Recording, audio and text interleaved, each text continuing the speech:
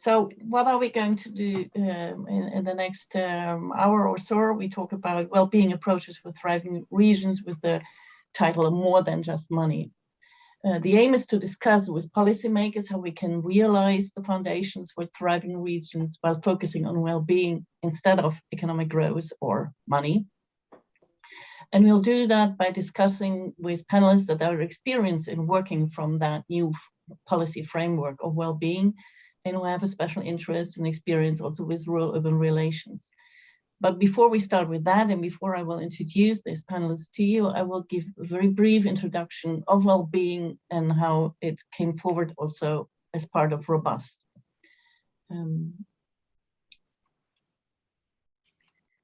So when we look at well-being, and Han already said so, in the last years, we see a growing attention for well-being and human flourishing among a couple of central institutions like the OECD, but it also figures very prominently in the long-term vision for rural areas. And we see a couple of nation states and regions focusing on well-being. And personally, I think that is also very important, and particularly important in this time of increasing polarization, which partly results out of COVID, but also has to do with growing economic inequality.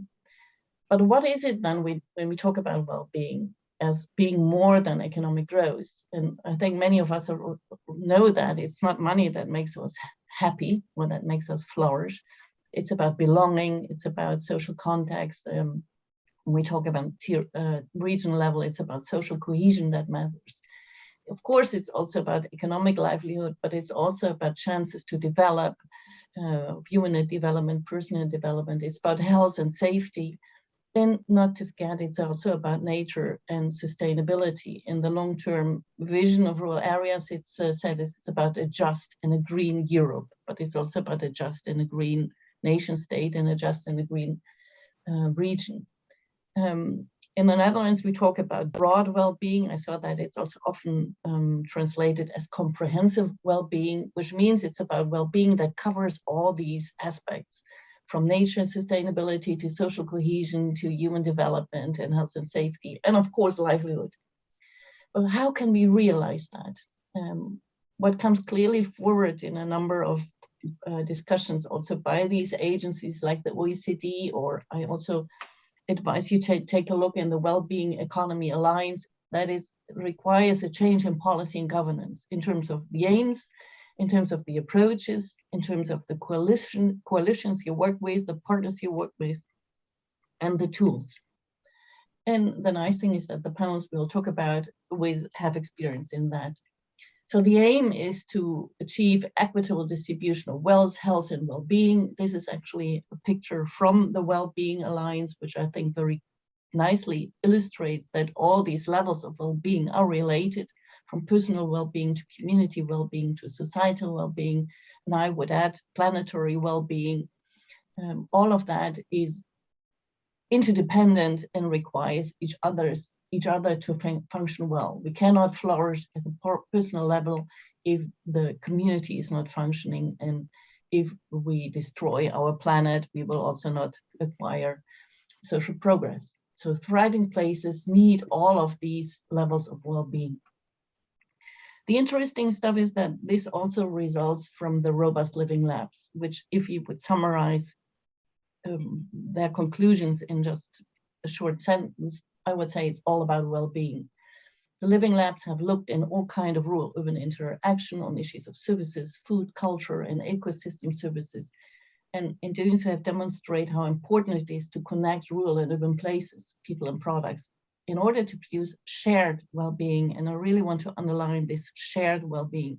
It's not about urban places assisting rural places. It's about rural and urban collaborating in order to make sure that they both can thrive. So it's not about economic growth, certainly not alone, but well-being should be at the core of policies and practice. Damien also yesterday talked about it, that the big insight gain is that there are these 5 dimensions that together support well-being in interdependence. And for rural areas, in order to thrive, services are really at the core. We need the basic infrastructure, basic social services for people to have a good life. And if that is given, then we can also contribute to well-being at the urban or at the national level by offering ecosystem services, by adding to their achievement of circularity and the sustainable, for instance, energy production and food production, by safeguarding our cultural heritage, our landscapes, and by, for instance, offering local food and making use of proximity relations. All these dimensions interact and enable each other. But what I would like to talk to you or with you today is about how to get this done. What are then these foundations that we need to build for regional or /national or /planetary well-being? I already pointed out that we need this basic public infrastructure, a public infrastructure and not a market-based infrastructure that makes sure that there is education, that there is healthcare, that there is public transport, that there are roads, that there are houses, that there is water, energy, and internet. And in order to make that happen, we need to share our forces across the rural-urban divide and have to work together and to collaborate and not compete.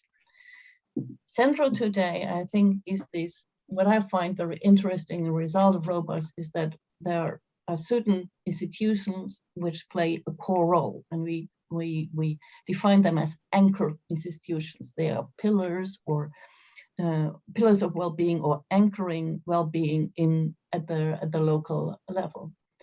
And with that, I come to the role of governments who are maybe the principal core anchor institution, their vision, their tools, and governance arrangements that allow them to play this core role. We will do that by way of a panel discussion on current well-being policies, and the panelists have experience in that. They are external to Robust, but have inspired us, and hopefully they also will be inspired by Robust. We had foreseen to talk to 4 panelists. I don't know if Rosemary has arrived in the meantime. She is here. She's here, okay.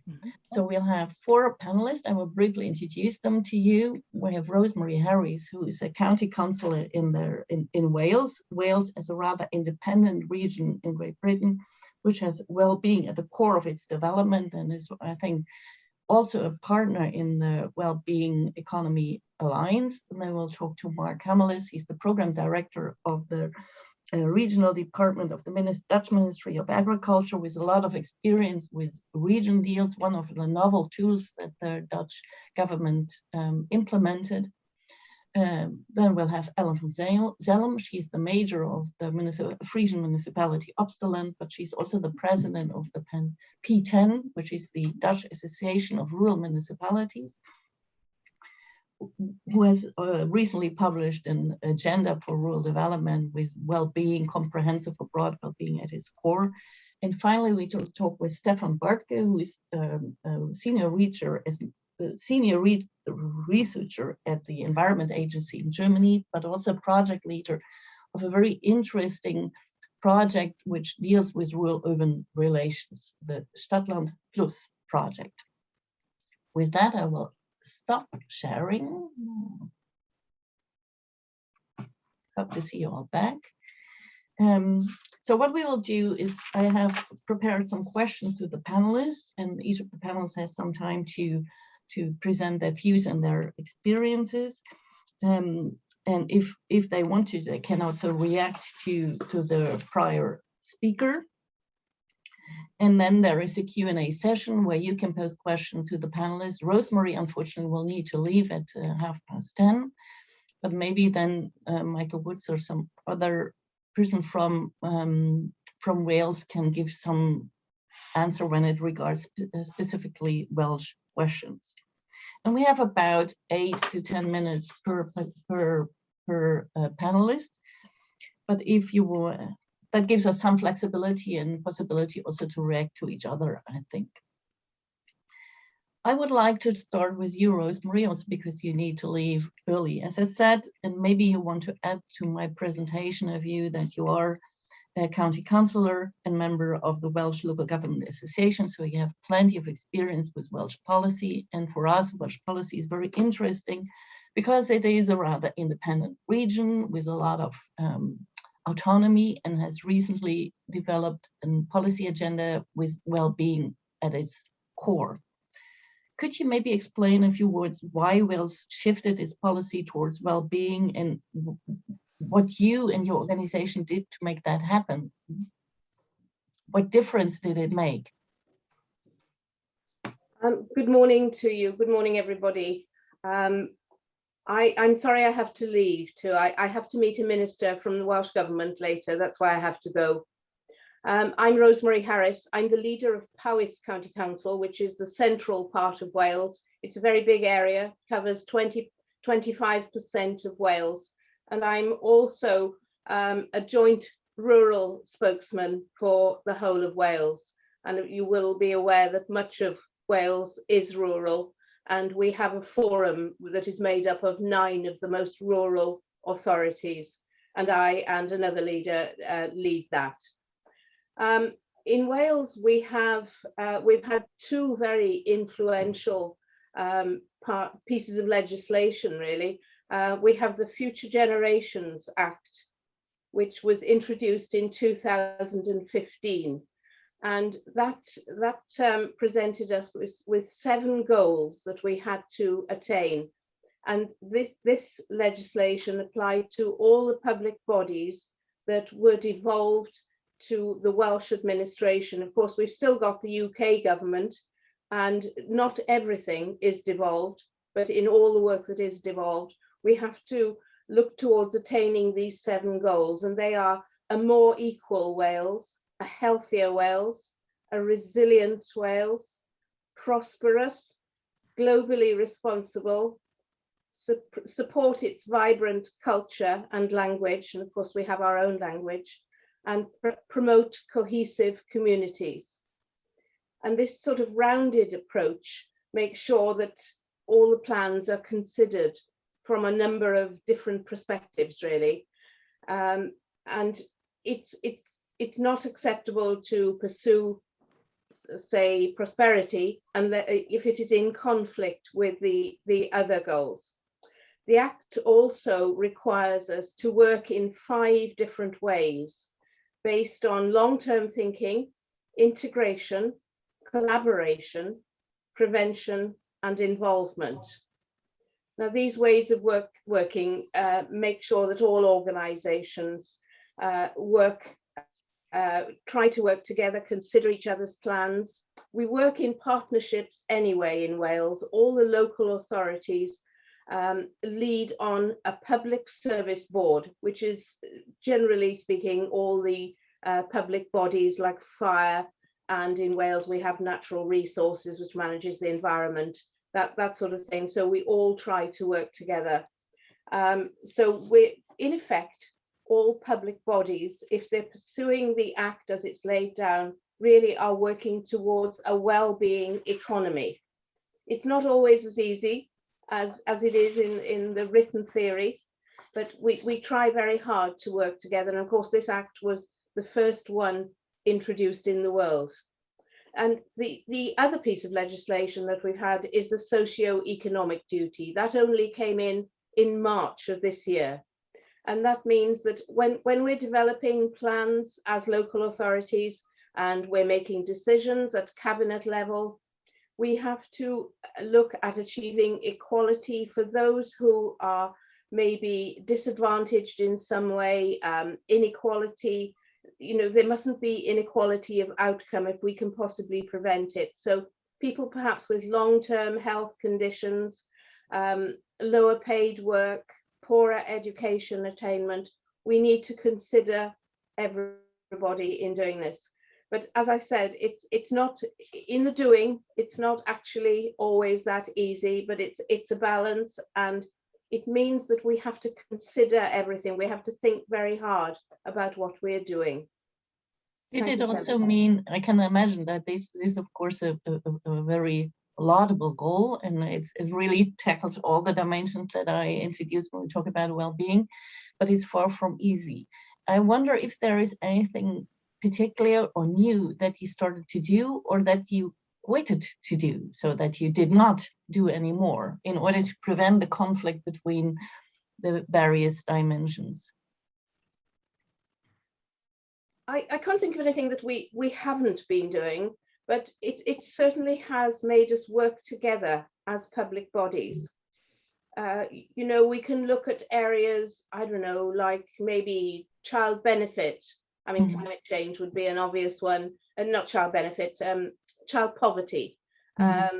Maybe, you know, all sorts of elements of climate change. It really makes us think and work together. And we have worked together, even during COVID. You know, we've been able to talk virtually and discuss areas. I don't think there's anything that we have stopped doing. My outlook is positive rather than you know, negative or looking back. We've got to drive forward together. When we were preparing this session, you referred to housing and maybe how it's good to look into a particular subject. And you said that housing is a very pertinent issue for sustainable rural communities in Wales. And if it's such a pertinent issue, it also means it's not easy to tackle. It's also a very urgent issue in the Netherlands, so very easy, I think, to relate to for our Dutch partners. Maybe you could explain us a little bit what the issue of housing is in Wales and how it relates to well-being, and what you do to deal with it. What is it that you need? What is it that you have or have not?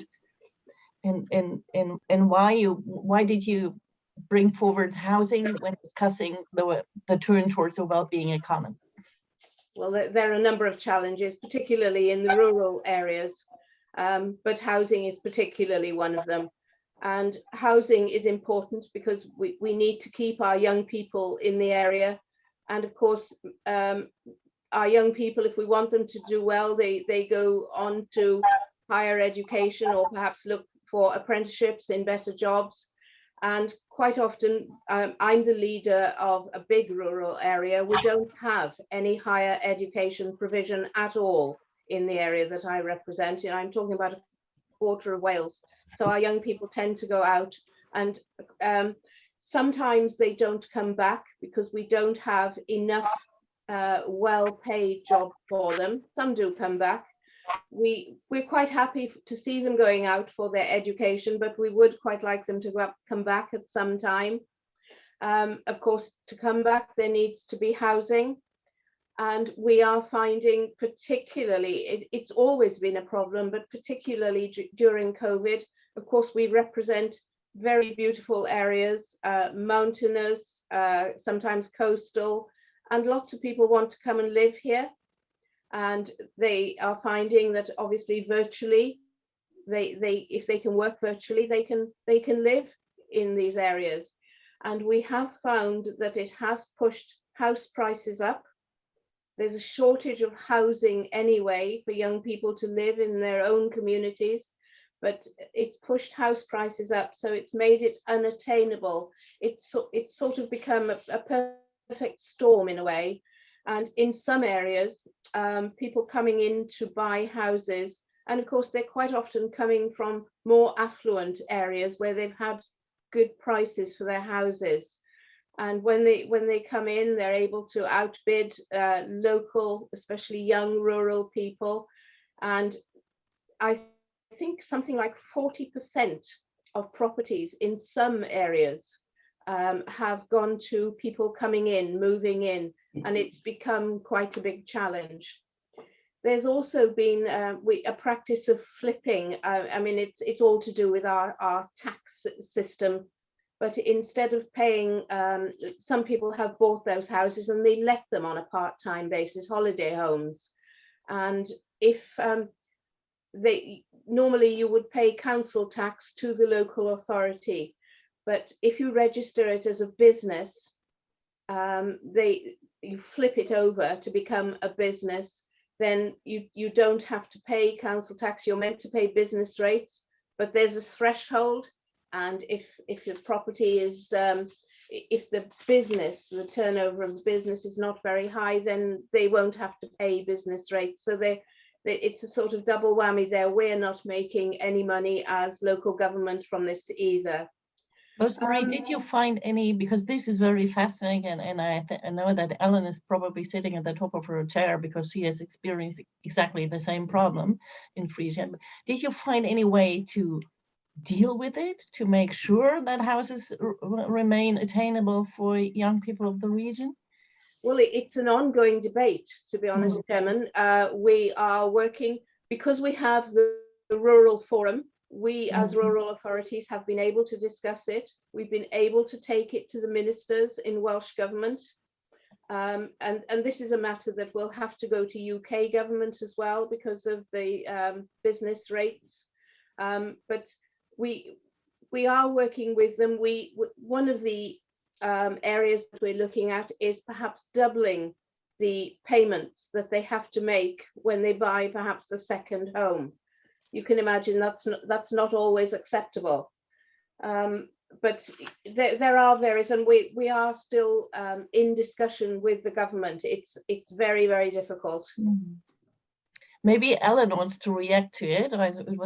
It's not in the program, but this has been a subject we discussed very recently with a number of mayors from Friesland as a core issue of comprehensive well-being, looking for ways to get some more grip on the housing market by way of the local government. Ellen, would you like to add something to this? You have to unmute yourself. Yeah. Okay. Yeah, thank you, Bettina. Yeah, I think the same issue is here applicable in Friesland, and what also housing is not a singular entry point to our work. So the well-being approach applies here as well. The need for appropriate houses and housing for young people, and also for the people living here already in our villages, is very relevant. And I'll come to that later again. So it's interesting to see if it's possible to double the taxes for second homes, of course, because that's or put something, a plus on this taxing system. But what we say is that it's also interesting to see if we can add small volumes to the villages, so that we don't get very extended new quarters of houses, but to see if we can, on the one hand, improve the quality of the existing houses, which are not always modern or suitable to what's exactly the question, because we have large farms or large buildings, and they need to be comparted for small apartments or houses, and also the quality have to be improved. But new houses to be built, I think for many reasons, it's not very good to make large new villages or quarters with new houses. So on related to the scale and the exactly demand of a specific village, we try to find solution for this housing problems. Because it's also affecting the landscape and the beauty of the rural areas, and that is another aspect of comprehensive well-being. That is where you can build and then you answer to one demand, but then you create a problem at a different dimension of well-being that makes it so. So we try to find comprehensive solutions, because it's the landscape, it's the housing, but it's also the feeling of belonging, the social cohesion. Yes, that's right. And of course, another way that we can deal with this is to just drive rural development, economic development a little bit harder, so that we have more jobs, more well-paid jobs. Again, having to fit in with the environment and the area, and the, suitable in every way, but more well-paid jobs would mean that local young people would be able to buy those properties themselves. And what are you doing in order to achieve that, Rosemary? Do you have any tool for us that we can? We're doing a lot. I don't know whether you're familiar, everybody on the call is familiar with city and growth deals that we're driving in the UK. In all of Wales, we have 4 city and growth deals that we're working on. Very big areas of economic development, paid for on a 50-50 basis by the UK and the Welsh Government. And it's then up to local authorities and the private sector to work together to develop the economy. So you could develop more buildings, perhaps for engineering. You could any sort of development, really. In my case, it would be tourism, agriculture, food and drink. It could be R&D. It could be lots of things. We're looking at many things. We also have in the UK something called the Levelling Up Fund, which has come from the UK government, and we have bids in there. They are for economic development as well. We've put a lot of effort into economic development, particularly rural development, in very recent times. But of course, it's going to take some time to come to fruition, to develop. Rosemary, are these deals, because this is the perfect link to Mark in a second, are these deals with Wales or with parts of Wales? They're with all of Wales. We have in Wales, we're only a small country. There are 22 local authorities in Wales, population of just over 3 million. So these deals, we have 4 areas of different deals in Wales, but there are deals all over the UK, city and growth deals. Okay.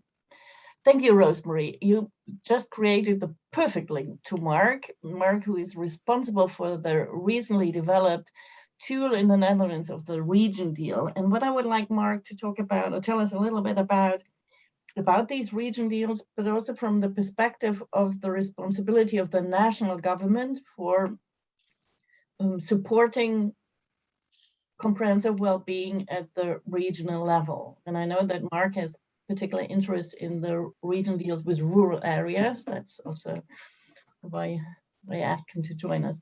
Mark, could I give the floor to you to tell us a little bit about these region deals in the Netherlands, the experience of that, and how that relate in your perspective to the responsibility of the national government as maybe one of the anchor institutions for creating comprehensive well-being?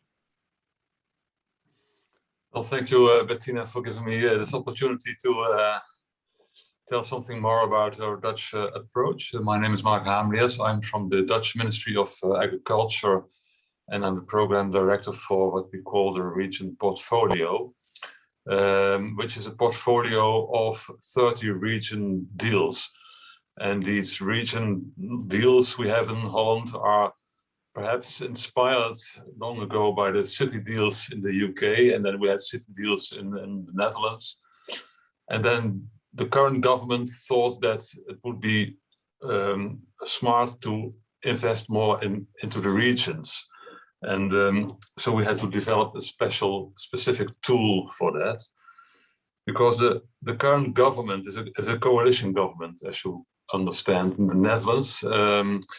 And in its coalition agreement, something new happened, which was that there was now a focus on the regions.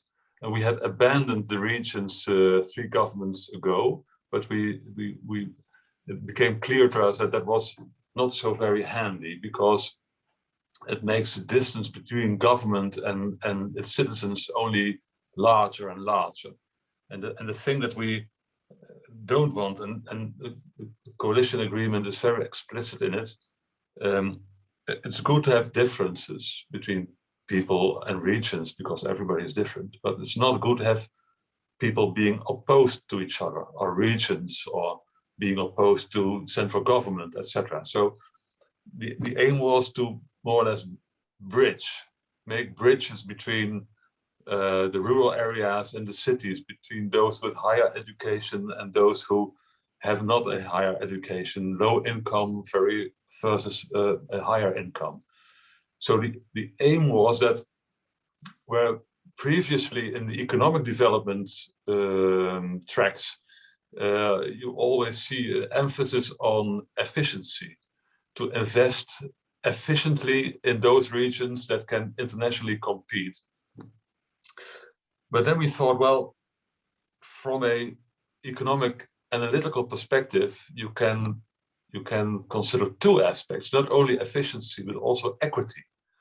And I believe that was already mentioned earlier this morning, that equity is an important aspect, also to have cohesion within your community.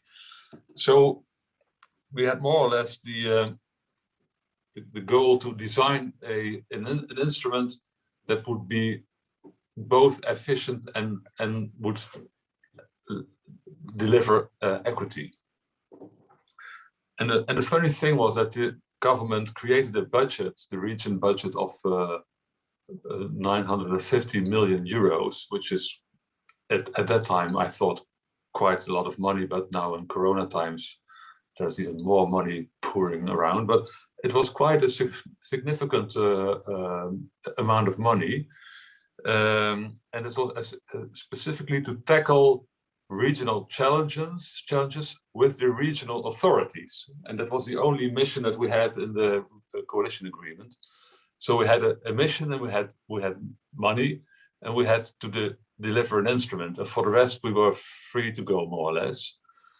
And then we considered that if you want to go for efficiency and equity, you have to have a broader perspective than only GDP. You have to watch beyond GDP. So we took the frame of well-being, and in Dutch we call it broader well-being. I think it's terrible English, but I don't know what is a better term, but perhaps comprehensive well-being sounds better and more understandable for others, in the way, Bettina, that you explained it. Because what we saw, that if you want to tackle the challenges in the country, and Ellen can elaborate on that, in every region there are, of course, challenges, but they are different. Every region has its own set of specific things it wants to do, opportunities and threats. So we had to design an instrument that could tackle all these aspects together. And just economic development is only one aspect. And to take the frame of the comprehensive well-being gives you the possibility and opportunity to tackle different issues in coordination. So that's what we did, and it was experimental policy. I think Han Diskerk mentioned this morning that you spoke yesterday about experimental policies. Well, this is an experimental policy. This is a government innovation. It's not yet understood by everybody, but it's a kind of social innovation to have a regional deal. Because I will explain the funny thing about regional deals of central government working together with the regional and local governments is that it's a partnership in which national government does not lead, but it follows. So it's the regional partners are the ones that are designing more or less what we are going to do, and as a national government, we share with them. So we become partners. We follow and we do not lead, and that this role of national government is new and difficult, I can tell you, and perhaps you have the same experience in other countries. For national government to more or less step back, but not go away, but place yourself just alongside of your colleagues at the municipalities and the provinces. Because in the theory which is behind it says that if you take a regional scope, that is most effective for increasing broad welfare. So the regional scope is essential to establish. Sorry. No, I wondered if you then also see it as a shared responsibility. Mm-hmm. So because stepping back sometimes can also mean to shift responsibility, to give it away, to push it away. But the way I understand what I've learned about the region deal is that it's also, that's a shared responsibility, but that it also entails respect. And I had the idea that certainly from some regions, this idea of being given attention and being respected as important really made a difference for also for well-being, maybe because of this, certainly for the more peripheral rural areas, which sounds hilarious in the Netherlands, but we do still call them peripheral, being in the center of attention and being respected as a partner in development, I think was important. What is your experience? Yeah, you're right. You're pointing at a very relevant aspect. It is for the national government and policy officers of national government. It's important to being there. It's not being in The Hague in our capital more or less, but to be in the regions, and the aspect in the tensions within society between the citizens and government is that many citizens don't feel being seen or heard, and so it's important for government officials to travel into the country and to listen to the citizens, to see them, so that you acknowledge them, that they are there and that they are valuable citizens for the cohesion of the country, and that you want to know what are their problems and how can we help. Our main question is, how can I help? So it's about what you call respect, and what I said is being there and being alongside with them, and it's not difficult to do, but you have to do it, and that's difficult. And would you say that the region deal was, you said it's an innovation in terms of collaboration and partnership and bridging rural urban areas? Yeah. Do you think, would you say it's also innovative in the kind of things you invested in? So as well, as I said in the beginning, services are crucial in order to allow for certain other contributions to be made by rural areas, and I will ask Alan about that as well. But I wonder did the region deals also invest in a novel way or in novel things? Yeah. Well, I think the experimental policy aspects are the way of cooperating with local and regional authorities. That's one, but the other, also very important, but totally different, is that we take the comprehensive well-beings as our frame. So not focusing on one aspect, economic growth or housing or health, but all things together. And that's new, and it's very difficult to do so. So if you want to invest in comprehensive well-being, where do you start? Well, you start at the region, and the question is, what are you doing? So, but very important in this way of investing is that the regions have made their homework and have an analysis of their. They have to have a SWOT analysis. So, what is coming towards us? What's important for the future? How do we sustain more or less in challenges and threats? And if the region has a good strategy, it knows where to invest, and if that's clear, we know how to co-invest. So it's. That also means the region's in the lead. I will ask Ellen about her experience, because she had a region deal in her area. Would you advise the new government, when it will be there finally, to continue the region deal? Sorry, did you ask me what I would advise, or what I expect? Would you advise the new government to continue the region deal? Most certainly, but not only because it's my current work, but I think that if you look from a distance to the work, then investing and cooperating from national government with your regional partners demands a long-term view, but not only a long-term view, you have to be there and stay there. So it's important not to do something this 4 years and something the other 4 years, etc. So there has to be.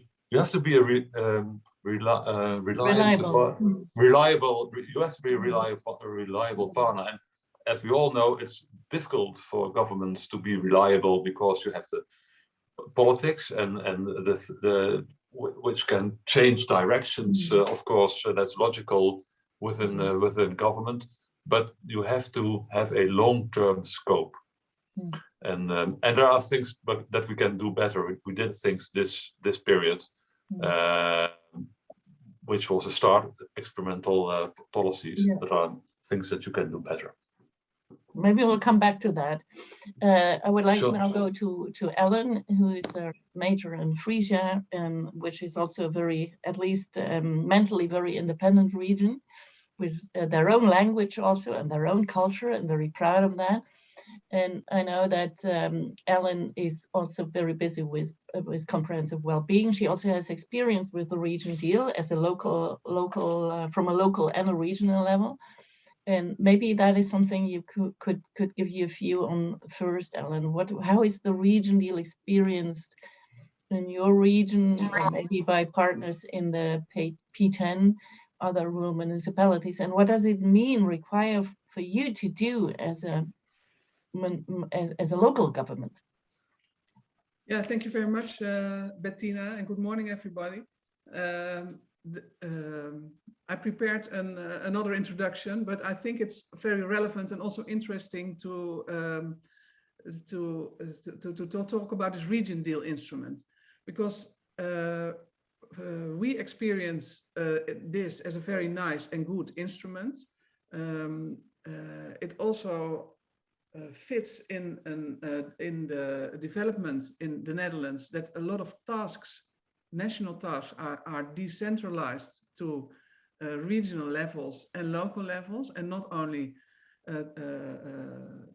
governmental tasks on energy and social affairs, etc. But the whole development in the Netherlands is that the responsibilities of local and regional authorities are growing, and we have to find new ways for collaboration. What does it mean for our capacity, both in personnel as knowledge-wise? And I think this region deal is a very nice instrument to support this movement of decentralization. In my case, my region is southeast of Friesland. It is a remote, on the Dutch scale, a very remote area, a remote rural area. But to put this into perspective, in 1.5 hours, I'm in the middle of Amsterdam. So it's not driving, so it's not that far away. But we know a history of peat harvesting, peat meaning turfsteken in Dutch, and this is a very poor region from the history. But we knew quite a period of economic welfare. We had an era that we were very rich in this era, and glorious in trading and in industries. But now we have a very nice landscape, because this harvesting of peat leaves us with a lot of water and also woods. So it was also an area where a lot of nobility, dus edelman mensen from the west of the country, came here for holidays and summer. So we thought our main problem here in this region is to safeguard our landscape. So that's one focus of our region deal. So to see that the energy transition to the renewable energy doesn't affect our landscape too much. And on the other hand, our villages. We do have 180 villages in our in this region, and we don't want to lose our livability, or Bettina, you call it livelihood, but we think it's very good to have villages where people want to live, where inhabitants feel at home, those two, our villages and our landscape, are the two focuses of our region deal. And we joined forces with 5 municipalities, the water board and the provincial region.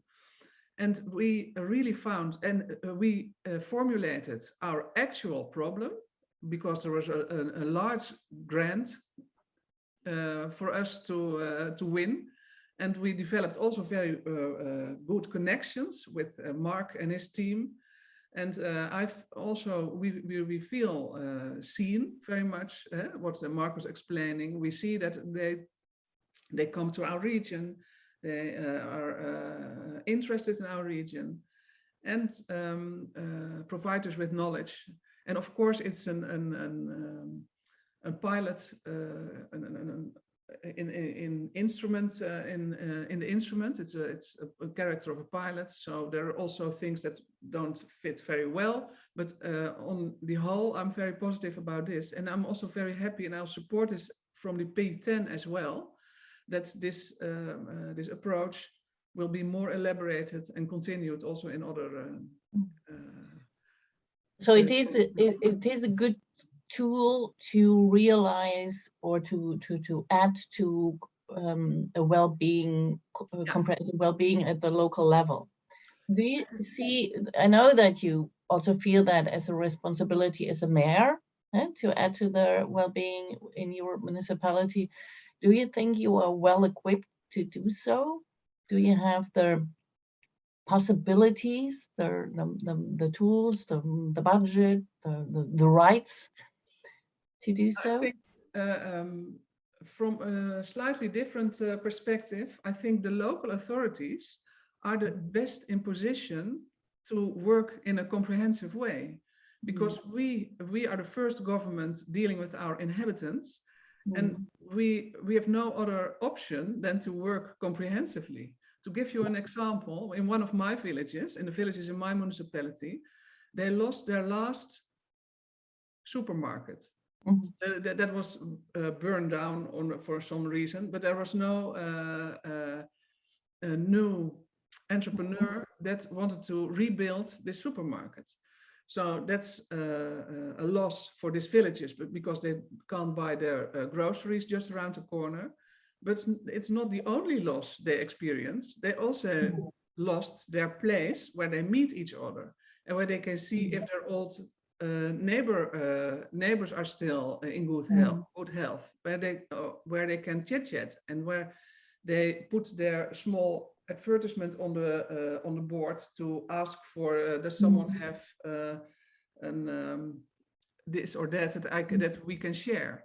So it was not only a primary loss, but also indirect. They lost a lot.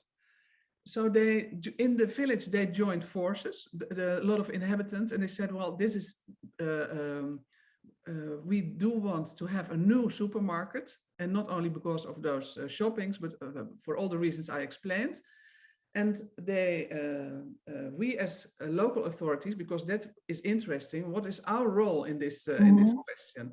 So we see if we can invest. Well, the answer is no, financially, because we have 16 villages and we have a very small budget, which is even went down. So the financial position of municipalities in the Netherlands is dramatic at the moment. But what we can do is to stimulate all this self-organizing capacity to try to gain interest with ondernemers, with entrepreneurs. And that's what we did. And tomorrow I'm opening, together with the King's Commissioner, I'm opening a new supermarket tomorrow morning at 9:30, where the village community plays the head role. They get all the flowers and the applause because that's what they did. And we feel very equipped to stimulate this kind of village life, which also stimulates the social cohesion very much. But we don't play a role on the financial side. And sometimes that has to be explained very well, because we do have tasks, of course, and what we can invest, we do, but it's their responsibility. So in that sense, being an anchor institution means to support and facilitate civic engagement and to enable them to do what they can do. I could imagine that you, Rosemary, she had to leave, as I said, was referring to the Welsh Forum, which is an association of Welsh municipalities, if I understand correctly, that negotiates with the UK government. Wouldn't you want to have something like that in the Netherlands as well? the P10 is maybe something like that, but has not a formal position of negotiation. Do you think you need this to bridge maybe to the provinces, or bridge to Mark and his boss? It can be a solution on the structural side. It is interesting. I was listening very carefully, and I'm just thinking that I will look on the internet how this is organized. But what's this P10 is the association of the 29 largest municipalities rural municipalities in the Netherlands. And what I experience now is that Mark is not forced to discuss with me, and neither is the provincial or the national authority, but they do invite me, or they do invite the P10, because we are necessary to contribute. And I think that's a much better and stable basis to develop, because all the large problems of today, on climate, on energy, on the housing, they will be solved in our areas, because we have space. So we do have to be a reliable partner as regional authorities. So we're working on that. And national level needs to involve us, because there are a lot of problems if they do impose solutions that are not understood in my municipality.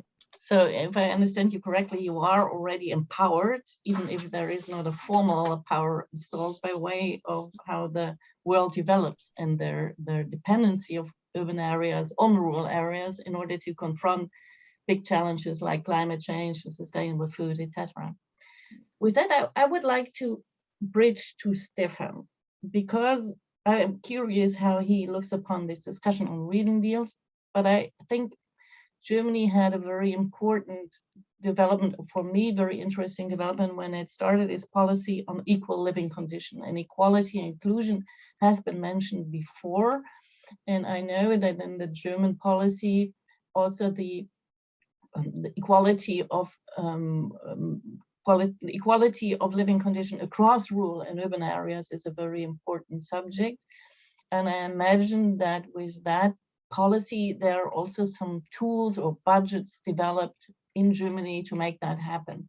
And of course, you're also leading this interesting project on urban-rural connections.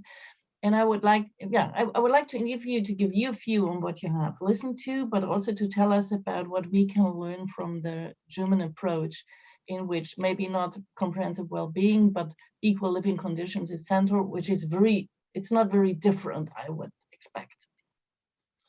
I'm actually not sure in how far it is, but that's part of a very interesting discussion, and there were a lot of points I actually would love to react on, but time is too limited for that. Well, you have some time. So I'm just going into different bits and pieces, and I hope that the picture will in your minds and also in my mind come together.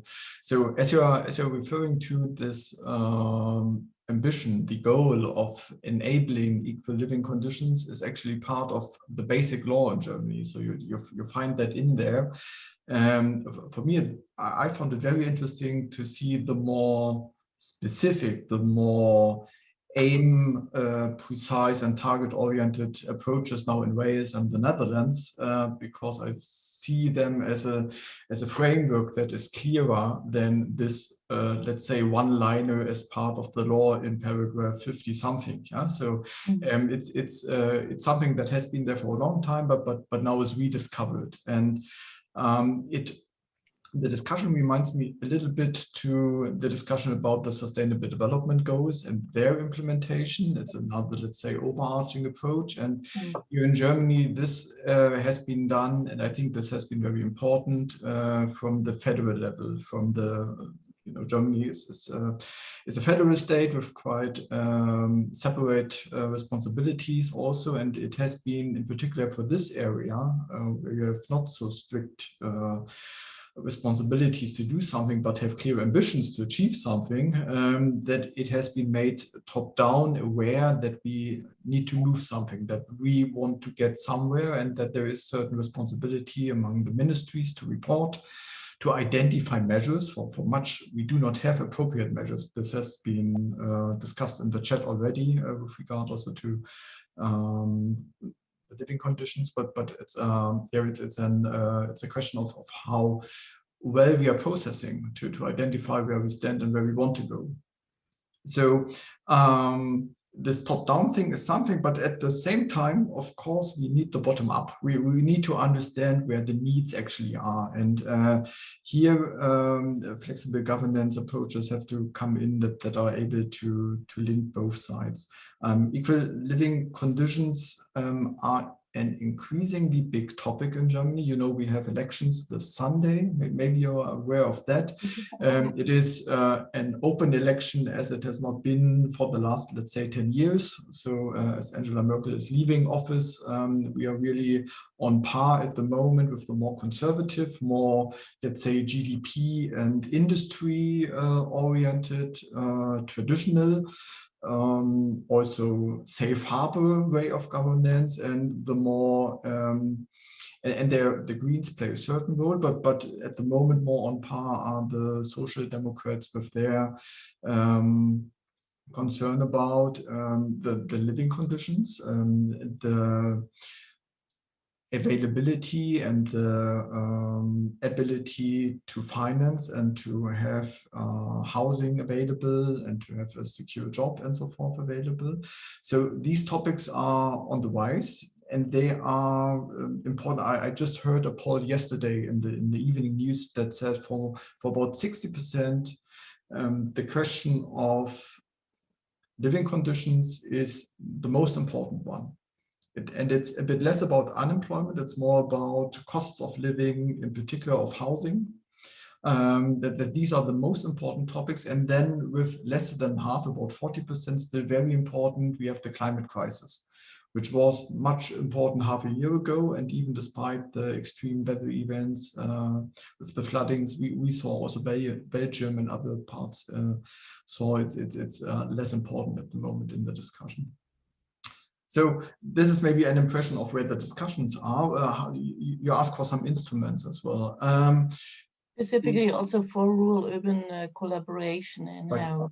Yeah, because what you're mentioning is, of course, also in the discussion now, we discussed much about regional perspectives and not directly about if that means rural-urban at the same time. But I'm very much in agreement with Mark, who pointed out we have different regions, we have heterogeneous conditions between cities and villages. There is not one city like the other, and not the interdependence is the same.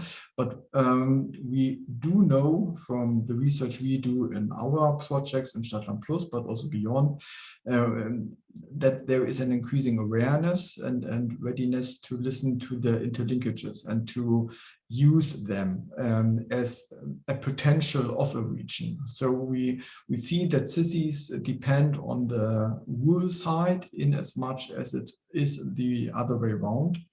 And we find that not only in projects which really go deep and deeper about understanding the circular streams of, for example, building materials or regional products that can be produced, so of also of welfare streams in the regions. But we not only see it in research, but we also see it in different policies. We see it in a state like Saxony, in the eastern part where I am living, where after the last elections, a ministry for regional development has been founded. So next to the economic ministry, we have a regional minister now within one of the federal states, which is necessary because we have in Saxony, we have 3 big cities, university cities, thriving cities as compared to the national standard. And we have really a depopulating countryside, a countryside which, and this is also policy driven, which is, let's say, rather extreme wing focused when it comes to elections. And this is also a motivation for the federal level to take care of that developments, to invest in these developments. And this is maybe for from this point here, a final point to say, structural change, the change from and within different industries, in particular coal mining, and the phasing out of coal mining currently is a big debate, but also phasing out from traditional industries, like in Germany, of course, car making, car manufacturing is one, but you will name others as well for your regions. So not letting this happen as it comes, but really going along with that and trying more than ever before to co-develop future scenarios in the regions with the population. This is something we increasingly see. We see it now in the post-coal mining areas in Eastern Germany, and there is an increasing appetite to do this in public-private partnerships, but it is also first of all, that the state is going ahead. So this is at least my observation, that we see, for example, that agencies are placed more in this areas of the country. Federal agencies are not placed in Berlin or in the big cities, but more in the remote areas. And I'm with the German Environment Agency, which about 15 years ago was moved from Berlin to Dessau, which is a nice city, also about 1.5 hours to Berlin, but and in comparison, rather a remote place. So this is part of the policies also to support the structural change. Which goes far beyond a region deal, huh? Because it's a structural investment and also I would say maybe also a distribution of wealth in terms of institutions, and in that sense. But I remember in the Netherlands, when I talk about that, they always say we did that and it didn't work. Because then people wouldn't want to move there. I then sometimes respond that, but we didn't gave it enough time. We didn't give it enough time to succeed, and it was also in the middle of a crisis. But would you say that this investment in the regions and in regional well-being and welfare, also economic welfare, is it successful in this way? Is it something which yeah? I think we really need time to, and we need time and we don't have time. This is the greatest challenge of our time. So not only looking at the climate crisis or other things, we actually would love to have results and answers soon, but to see manifestation of really the impulses we gave to the region is something that needs development and time.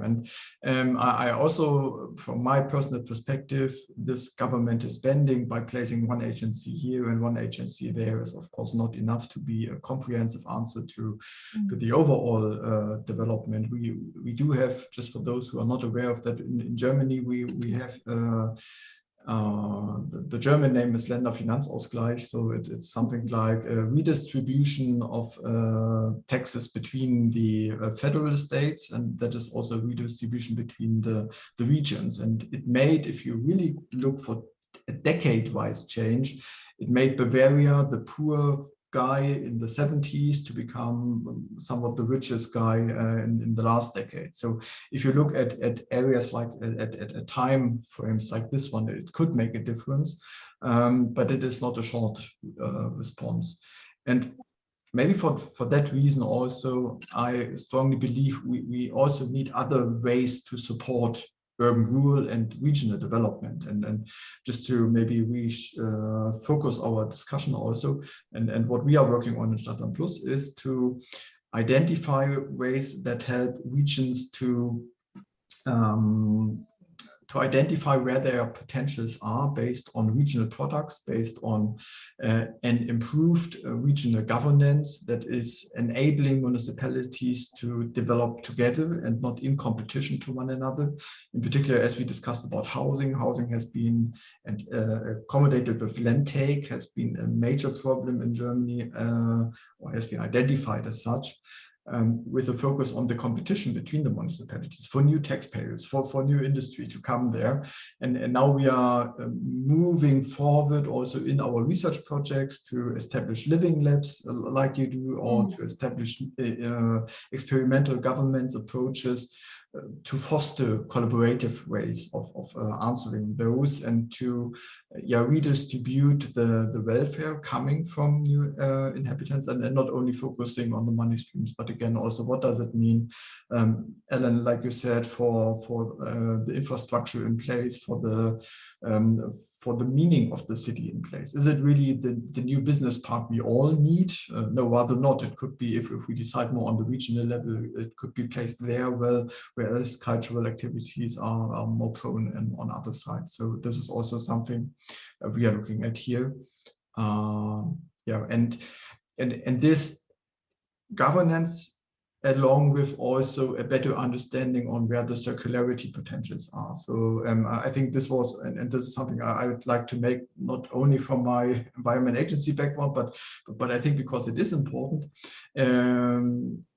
Bettina, you mentioned the planetary boundaries, and when you had the circle approach and spoke about the equal approach to the welfare approach, and said we have the individual, we have the community dimension, we have something maybe like a national observation or dimension, but you did not have the circle for the planetary, but said it is important to include it. And yes, it is. And also, if we talk about the equality of living conditions in Germany, we have indicators from a social economic perspective, but we do not have them probably for environmental or planetary dimensions. And this could be because everything is already equal in this regard, but no, it is not. We have it's certainly not. It is far away not in from the that. East. So yes, indeed. So therefore, that is also something we are addressing. Thank you, Stefan. I think it would be very fascinating to further discuss and exchange also between the two projects, and maybe there is another occasion. I saw that Ellen was also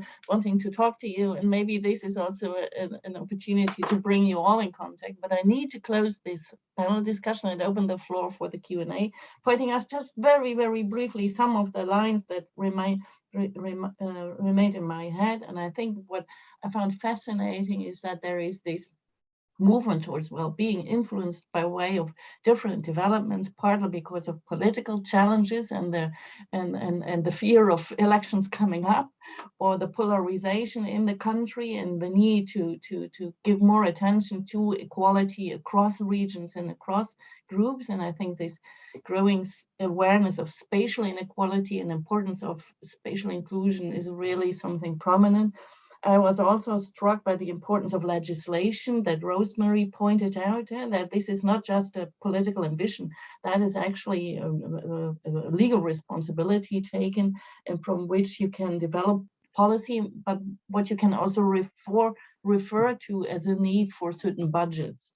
And something similar was said by Stefan reporting to this basic law, and I know that in Bavaria, equal living conditions across rural and urban divides is also in their Bavarian basic law. And I think that's very interesting, pointing to the Ministry of Region Development in the east of Germany, as well as tools like the region deals in the Netherlands, and their interesting development of at the one side, you have a formal association of municipalities, the Welsh Forum in Wales, which is a negotiation with the national government about their responsibilities, whereas that can also develop more informally in the Netherlands, driven by the growing importance also of rural regions in terms of a circular economy and climate change policy.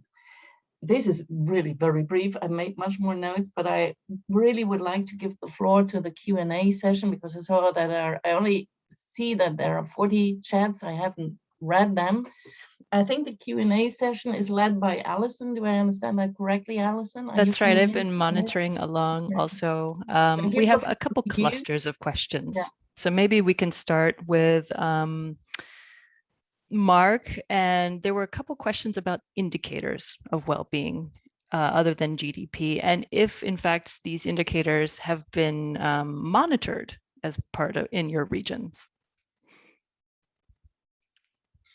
I have to unmute myself, and happily to do so, because this is a very important question. Yes, we have invested in monitoring the comprehensive well-being. Knowing that there is GDP is something that people focus on, but you have to look beyond GDP. So you have to look into other aspects like healthcare and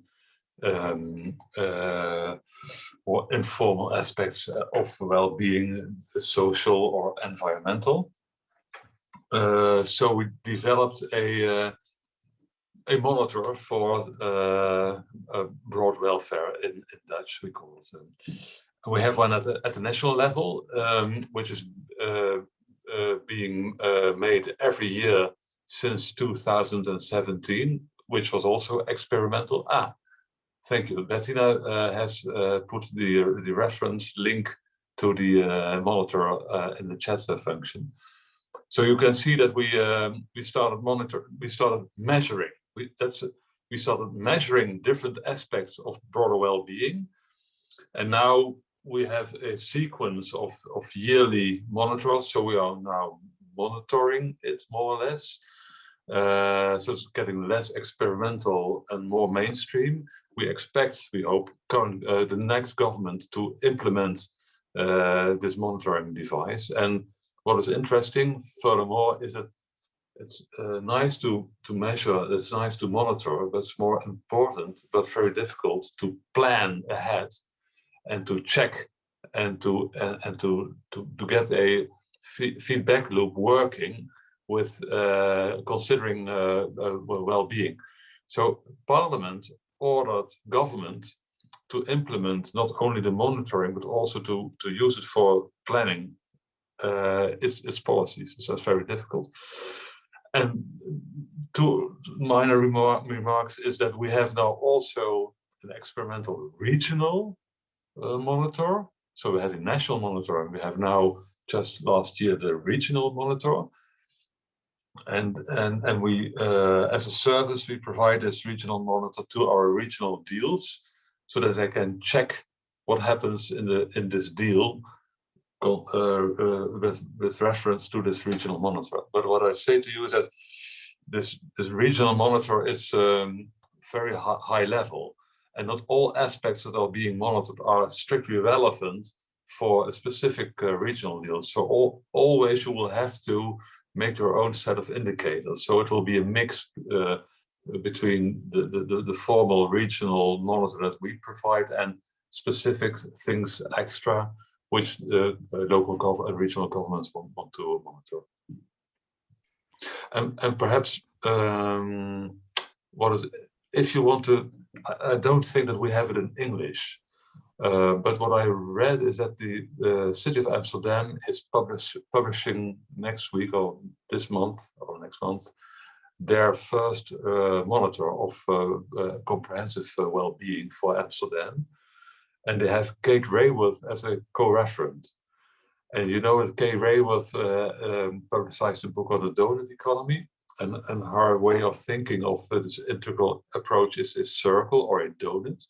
And what you see is that the way that we monitor the comprehensive well-being is also by means of a circle. So it's interesting to see how these things match more or less. Yes, and the donut economic theory also incorporates these planetary boundaries that Stefan was talking about, and integrating those, hopefully. And related, so Ilona, you had a question about if these indicators, you are using indicators, are you seeing change over time? If you've been monitoring since 2017, have you seen any indication of change so far? I would like to give a Chinese answer here. It's too early, I'm afraid. We need more time, yeah. But we don't have time. That's the greatest challenge of our time. Exactly. Okay, thank you. There were also some questions clustered around people were resonating with this idea of housing as an indicator of being of one of these well-being indicators. And there were questions around approaches, including taxation, so progressive taxation or alternative models of taxation. And those were also linked to ideas of how does this affect representative democracy and other issues, local issues. Does anyone want to take this comment from the local perspective? Yeah, Ellen, please. Thank you very much. Yes, I think the housing question is a very new question in the sense that the urgency is very high and the solutions are not very obvious. So what we do in Friesland, and I think Bettina referred to that already, is we started a small study group with 2 colleagues, mayors, and myself, and Bettina from the scientific point of view, and the director of our how do we call it? It's a monitoring and data collection. So she of our regional research institute, and we are with 5 women, and we try to apply this this comprehensive well-being approach on the specifically the housing question. And not to look for a single entry point, but more to see if we can comprehensively find ways to see what's applicable here. Because so that's my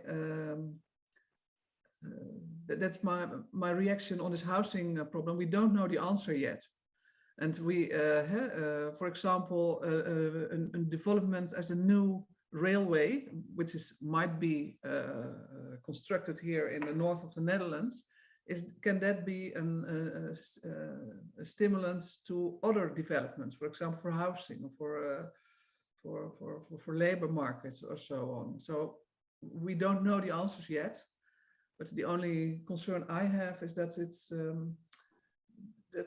these large interventions will be imposed top down. So I think the point of what Bettina made in her introduction about these, how do you call it, these 5 foundation and these pillar institution that are needed. I think the government need to be those, the local authorities need to be those pillar institution, but not only the government, but also in connection with other organization or branches. And I'm also thinking about the banking sector, the financial world. That is also worldwide organized, and I think it would be very nice if they can work together with local authorities as well. So, and the industries that are also stimulate comprehensive well-being. So from our region deal, for example, we also seek for or look for collaboration with the bank and with construction factory, and to see if that helps us at local level, because there's where it happens. Okay. Thank you very much. Quickly, Mark, Damien had a question for you specifically about the region deal, and he said, have you had public debate or reactions regarding the new deal, and is it well received at a society level? Yeah, well, we had public debate in Parliament several times, but I don't know whether you consider that as being public debate. And we had an evaluation by an independent bureau. And what we did, amongst other things, was to check with local authorities, so the people at the local authorities, what they thought was what they thought about the instrument. So if that's 2 kinds of public debate, but perhaps you what's the question behind the question? For instance, you could the question could be that do we develop the instrument on basis of the feedback that we get from others? Well, in that case, I can tell you that we have 30 regional deals, and we are 2 times a year in those regions talking to the officials of local government and entrepreneurs about how things are going, and we are using. So, well, I hope that's an answer to your question. Damien, if you want to unmic and follow up, please do. Yeah, no, that's really helpful. I was just wondering the extent to which there's been a kind of a public dialogue or a public discussion, which could, because you know, thinking about, you know, this is, you know, you could see it as a kind of intervention from government, and I was just wondering the extent to which society has debated and gone along with this and seen it as a very progressive thing to be doing. Maybe, you know, thinking about sort of COVID and all that kind of stuff as well, whether the, you know, whether there's a lot of public support for this, these types of instruments, basically. What we are trying to do, Damien, is also to reach out to our partners and stakeholders in the country, because we think it's important to have some kind of ecosystem. And what we see, Ellen mentioned already, for instance, in Friesland, there is a specific Friesland Planning Bureau. Just, apart from at the national level, we have approximately 10, I think, regional planning bureaus, and we have professors like Bettina who specialize in rural issues, and we are forging bounds between them and us. So what we are trying to do is not only to act at the national level, but to partner at the local, regional level.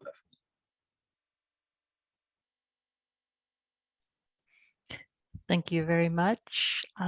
Did anyone have a burning question they would like to ask our remaining panelists before we close the session? If so, just simply raise your Zoom hand and I can call on you. And if not, then I ask Bettina to say a few words of thanks for her participation. Yeah, I would really like to thank you, Mark, Alan, Stefan, and also Rosemary already had to leave. I think it was a very nice discussion. We had very short time, and I think it would be nice to, it would have been nice to have more time, because I think there are very interesting similarities across the countries, very similar developments in terms of putting regional well-being more at the core of policy for also quite similar reasons, being political or more forward-looking, circular, planetary well-being wise, which also offers new possibilities really of collaboration. What I think is also very interesting is that there seems to be a growing recognition that competition is not the way forward, and that economic growth can have bad results, so can actually hinder regional well-being, and in that sense also national well-being. And I think it would be, what I find very interesting is also this kind of legal anchoring of such developments. And I think it's very important to that this remains, that it's not just a short episode of respect and recognition of regional well-being, but that is really the way forward. And I think looking back on what Alexia was talking about yesterday, the long-term vision of rural areas also underlines that, and also offers a number of tools and directions where to go, because of course this works from the local to the European, and certainly also eventually to the global level, but maybe we now need to stick to the European level to look forward. And I would really love to have some further possibility to collaborate and to discuss, but for now I really thank you offering your experience, or offering your insights, and I think it was extremely interesting. Thank you very much.